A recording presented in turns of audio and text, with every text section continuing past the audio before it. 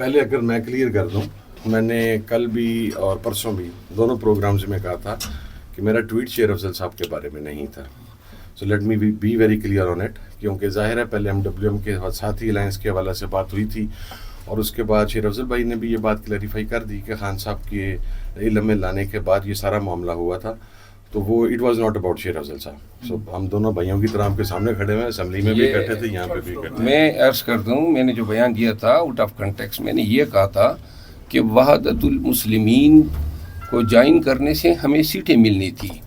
وہ جوائن نہ کرنا غلط فیصلہ تھا، اور پھر یہ جو ہم نے سنی اتحاد کونسل میں نے ایفیڈیوٹ دیا ہے وہ خان کا فیصلہ تھا، پارٹی کا فیصلہ تھا. اور اس تکلیف کے وقت میں SIC نے ہمیں سپورٹ کیا، ہمیں آئیڈینٹی دی، ہمارے ساتھ کھڑے ہیں. آج بھی ہمارے ساتھ ہماری حاضری پہ ہمارے لیڈر آئے ہوئے ہیں، تو لہذا کوئی غلط فہمی سیری سے تھی نہیں ہمارے درمیان. یہ فیصلہ کس کا تھا؟ کون سا؟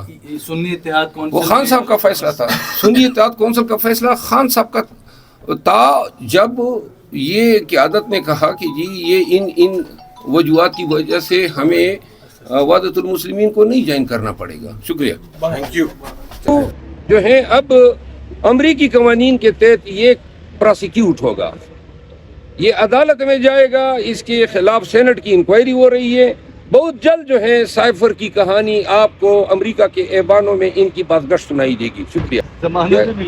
ضمانتیں مل گئی ہیں، انہوں نے جو ہے عدالتوں سے رجوع کر لیا ہے. باقی وہ سارے ٹوٹکے آج کل چل رہے ہیں، مریم بی بی کا جو بیان ہے، ان کے بھائیوں کا جو بیان ہے. اینی ہاؤ، اگر وہ کہتے ہیں نا اپنے ہی سہولت کے مطابق مناسب وقت پہ وہ انصاف لینے آئے ہیں، تو لہٰذا یہ نہیں کہا جا سکتا کہ دیر آیت درست آیت، بلکہ میں یہ ضرور کہوں گا کہ ان کی آمد جو ہے، وہ کہتے ہیں نا فصل جب پک جاتی ہے اور پھر مالک جو ہے وہ کھانے کو آ جاتا ہے، تو لہٰذا ان کی آمد حالات ایسے پیدا ہو گئے ہوں گے کہ ان کو اب یقین ہو گیا ہوگا کہ ان کے ساتھ انصاف ہوگا.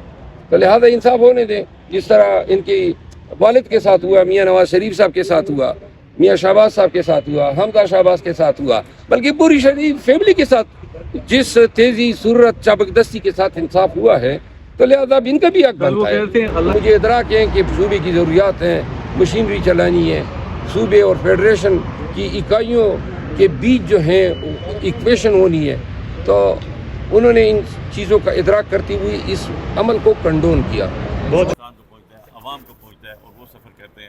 تو گزارش یہ ہے کہ ایسے اقدامات نہ کیے جائیں جس سے اسٹیٹ کمزور ہو، جس سے ملک کے خدا داد پاکستان کے عوام جو ہیں وہ ڈس ہارٹڈ ہو جائیں اور ملک چلنے کے آگے اس طرح قابل نہ رہے. سو ایسی صورتحال کے لیے بہتر طریقہ یہ ہوتا ہے کہ جو پبلک ریپرزنٹیٹیوز ہیں، جو پبلک مشینریز کو چلانے کے لیے جن کو پبلک ریپرزنٹیٹیو بنایا جاتا ہے، جن کو عوامی مینڈیٹ دیا جاتا ہے، جن کو عوام ووٹ دے کے منتخب کر کے اپنا منتخب کردہ نمائندہ اسمبلی میں بھیجتے ہیں، ان کو ہی وہاں بٹھانا چاہیے، کیونکہ وہی لیجسلیشن کر سکتے ہیں، وہی قانون سازی کر سکتے ہیں، وہی لوگوں کو بارے میں اصل حقیقت رکھتے ہیں، اور وہی جو ہے اس ملک کو آگے چلانے کے لیے اصل ریپرزنٹیٹیو ہوتے ہیں.